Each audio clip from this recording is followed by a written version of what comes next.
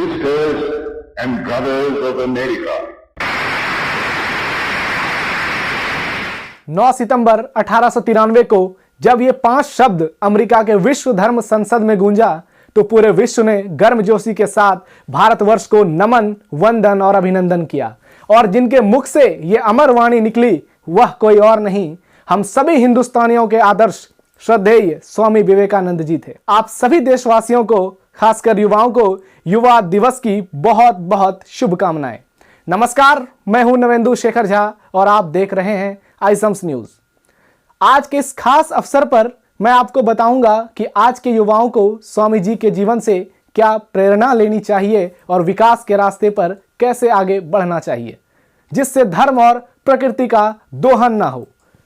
भारत को विश्व गुरु बनाने की कल्पना को स्वामी विवेकानंद जी ने कैसे साकार किया था और आज उस दिशा में क्या काम हो रहे हैं और क्या क्या चुनौतियां सामने आ रही हैं, देखिए हमारी इस खास रिपोर्ट में।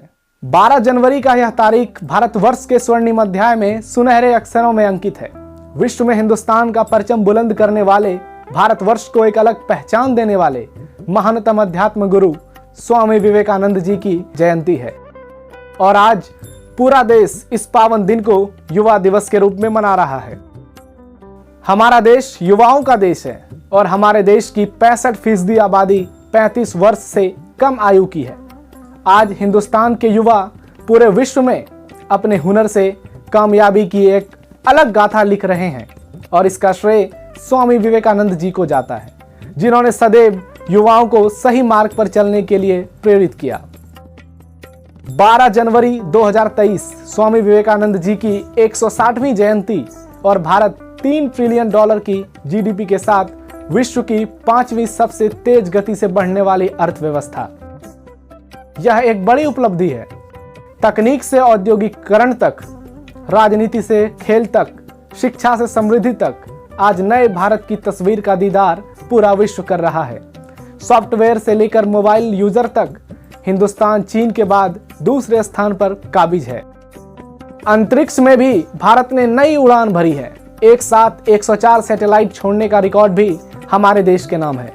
आत्मनिर्भर बनने की ओर हिंदुस्तान ने मजबूत इरादों से अपना कदम आगे बढ़ाया है।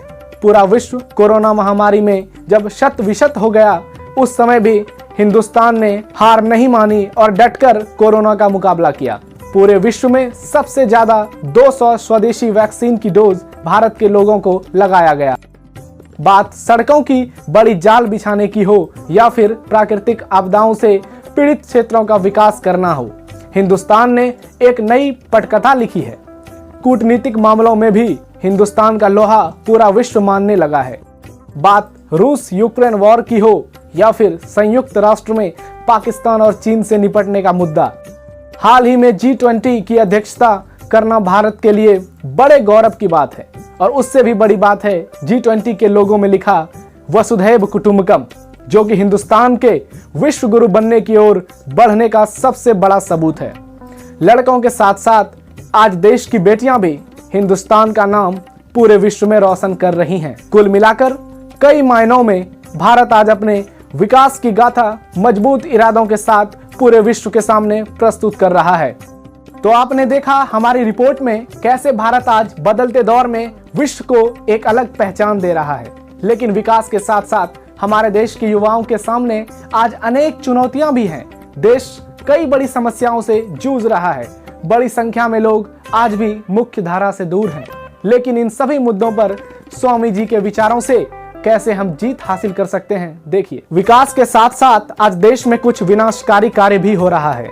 स्वामी विवेकानंद ने कहा था, मैं उस सनातन धर्म से हूं जिस सनातन धर्म ने पूरे विश्व को शांति का संदेश दिया था।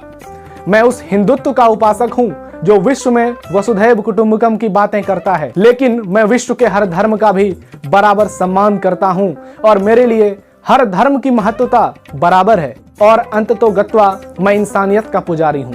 परंतु आज हमारे समाज के कुछ नेता और कुछ लोग जाति धर्म के नाम पर एक दूसरे के खून के प्यासे वैसे ही हैं जैसे शेर अपने शिकार के लिए होता है। स्वामी जी ने गरीबी और बेरोजगारी से निपटने के लिए भी युवाओं को कई मंत्र दिए थे, जिसका पालन अगर देश के युवा आज करते हैं तो वह देश के विकास में अपनी भागीदारी बढ़ चढ़कर पूरा कर सकते हैं।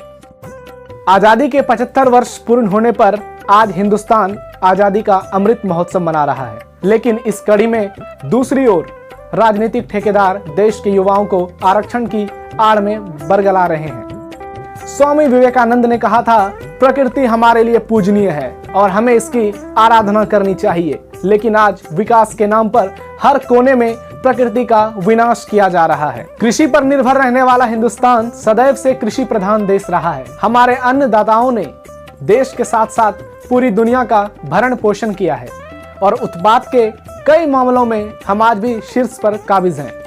लेकिन पिछले कुछ वर्षों में हमारा देश भी सुखाड़ और कई प्राकृतिक आपदाओं का शिकार हो रहा है। हाल के दिनों में ही उत्तराखंड के जोशीमठ में जमीनों का फटना इसका सबसे बड़ा उदाहरण है। 1 करोड़ की आबादी वाला उत्तराखंड पूरे वर्ष 3 करोड़ लोगों का भार सहता है, जिससे प्रकृति का असुरक्षित होना लाजमी है। ग्लोबल वार्मिंग से पूरी दुनिया परेशान है। प्रकृति से छेड़छाड़ के चलते जलवायु परिवर्तन आज पूरे विश्व के लिए एक बड़ा संकट है। इन सब से अगर निपटना है तो हमें स्वामी जी के बताए हुए बातों को याद करना होगा और उसका पालन भी करना होगा। सर्वे भवन्तु सुखिनः, सर्वे सन्तु निरामया, सर्वे भद्राणि पश्यन्तु, मां कश्चित् दुख भाग भवेत्। स्वामी विवेकानंद जी ने सदैव इस बात पर जोर देकर पूरे विश्व को वसुधैव कुटुंबकम के सूत्र में पिरोया और पूरी दुनिया को यह एहसास करा दिया कि जिस समस्या का हल विश्व के पास नहीं है, उस समस्या का समाधान विश्व को हिंदुस्तान देगा।